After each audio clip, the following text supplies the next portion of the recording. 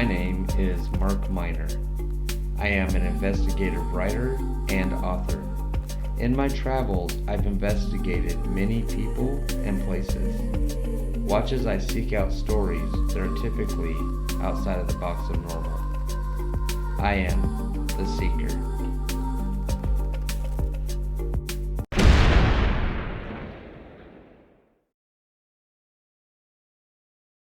Hi, guys. Welcome back to another episode. So, today we're going to be talking about the Mandela Effect.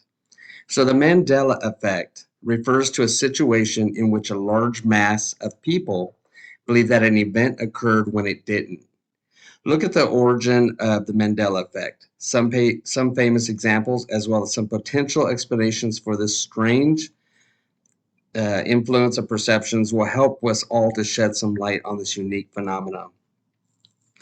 The term Mandela Effect was first coined in 2009 by Fiona Broome when she created a website to detail her observance of the phenomena. Broome was at a conference talking with other people about how she remembered the tragedy of former South African President Nelson Mandela's death in a South African prison in the 1980s. However, Nelson Mandela did not die in the 1980s in a prison. He passed away in 2013. As Broome began to talk to other people about her memories, she learned that she was not alone. Others remembered seeing the news coverage of his death as well as a speech by his widow. Broome was shocked that such a large mass of people could remember the same identical event in such detail when it supposedly never happened. Encouraged by her book publisher, she began her website to discuss what she called the Mandela Effect and other incidents like it. The story of Nelson Mandela is not the only example of this type of false group memory.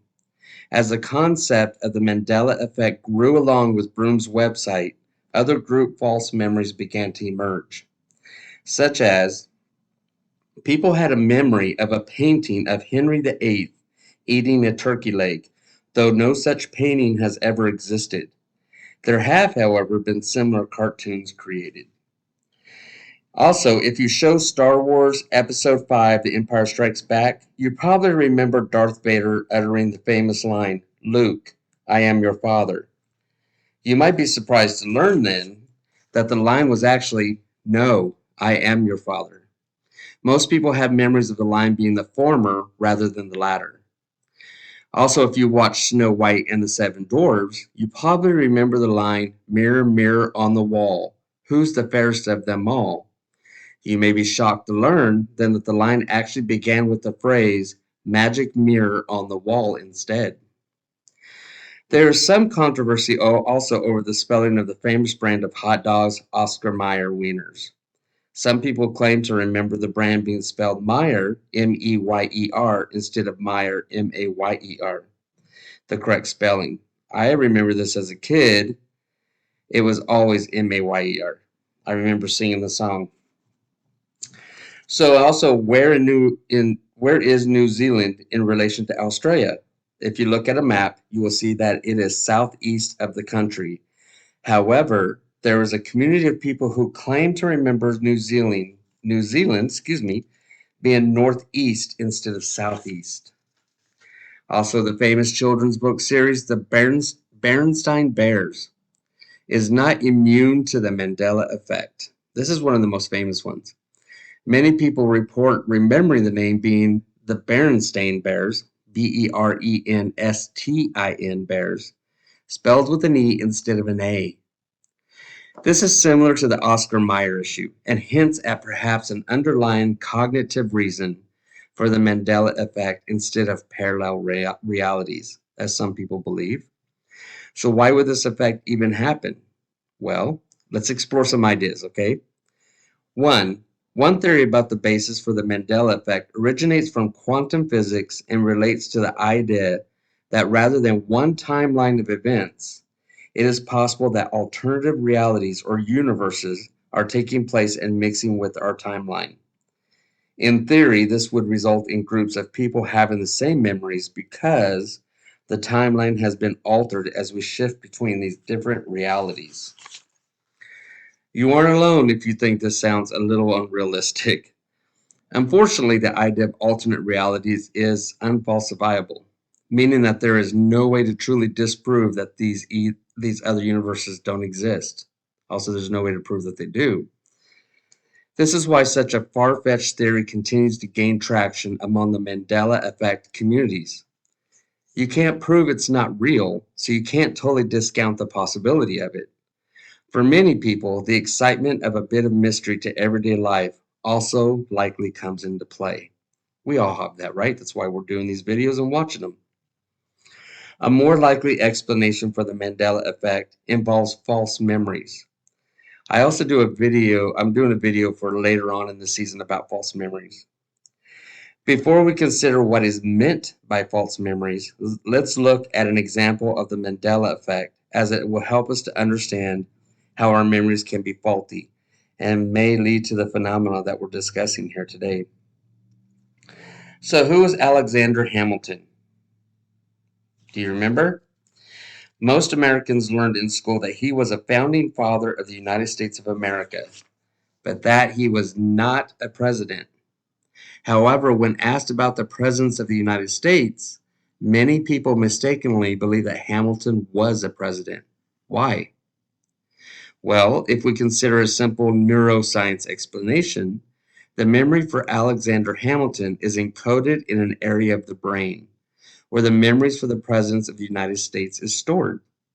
The means by which memory traces are stored is called the engram, and the framework in which similar memories are associated with each other is called the schema. So when people try to recall Hamilton, this sets off the neurons in close connection to each other, bringing with it the memory of the presidents. So when you hear of Alexander Hamilton, but he was not a president, you store that in the room in your mind that holds all the information about presidents per se. So when you go in there, you automatically associate Hamilton as being a president. When memories are recalled, rather than remembering perfectly, they are influenced to the point that they become incorrect. In this way, memory is unreliable and not infallible. This leads to the likelihood that problems with memory and not alternate universes are the explanation for the Mandela effect. In fact, there are a number of subtopics related to this memory that may play a role in this phenomenon. Here are a few possibilities to consider. Confabulation. That's a big word, but this involves your brain filling in gaps that are missing in your memories to make more sense of them. This isn't lying, but rather remembering details that never happened. This practice tends to increase with age. Misleading post-event information. That's a mouthful, but it's the information that you learn after an event can change your memory of an event. So when an event happens, later on, information is given to you and it changes that past event. This includes event subtle information and helps to explain why eyewitness testimonies can be unreliable in most cases. Priming. This describes the factors leading up to an event that affects our perception of it, also called suggestibility and presupposition. Priming is the difference between asking how short a person is versus how tall a person is. Or saying, "Did you see the black car?" instead of, "Did you see a black car?" Makes a subtle suggestion that influences response and memory. Just pay attention the next time someone talks, you'll understand what I'm saying. In essence, memories are vulnerable bits of information stored in the brain that could be changed over time. While we assume that our memories are accurate, this is not necessarily the case. Also, the role of the internet in influencing the memories of the masses should not be underestimated. It's probably no coincidence that consideration of the Mandela effect has grown in this digital age. The internet is a powerful way to spread information, and with this spreading of information comes the potential for misconceptions and falsehoods to gain traction. People then begin to create communities based around these falsehoods, and what was once in the imagination of one person starts to seem factual. In fact, in a large study of over 100,000 news stories discussed across Twitter, conducted over a period of 10 years, showed that hoaxes and rumors won out over the truth every time by about 70% of the time. This wasn't the result of manipulation or bots either. Real verified accounts of real people were responsible for spreading false information at a much higher rate than the truth. This notion of the speed with which false information spreads on the internet could help to explain the Mandela effect. Because most people don't actually take the time to do research, they just believe what comes at them. As each person chimes in with their own experience or memory of an event, those false memories could affect the memories of other people, thus coloring them to remember the events in the same way.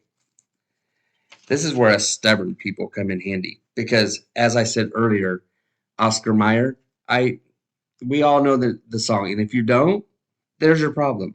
Go on the internet and sing the Oscar Mayer song that was in the 70s. You'll see what I'm talking about. It spells it correctly. The Mandela effect continues to be hotly debated, despite reasonable evidence that it is more likely explained in terms of the fallibility of human memory than some form of parallel universes at work. Of course, we don't know everything. We at most speculate and ponder the possibilities as I'm doing here. As more Mandela effects continue to occur, perhaps more research into the origins will shed light on the causes. Like I have some extra ones here at the end of this video about the Flintstones and stuff like that. Do your research.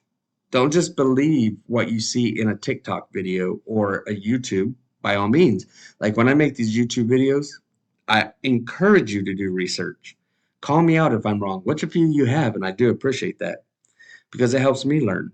Sometimes I'm not perfect either, well, I should say I'm not perfect, but always do your research. So when someone comes up to you and say, hey, the Mandela effect about, Fruit of the Loom, was there a cornucopia on the fruit or was there not?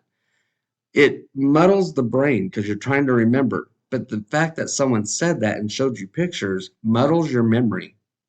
So you don't really remember accurately what you remember seeing. I mean, because who memorizes labels on underwear, right?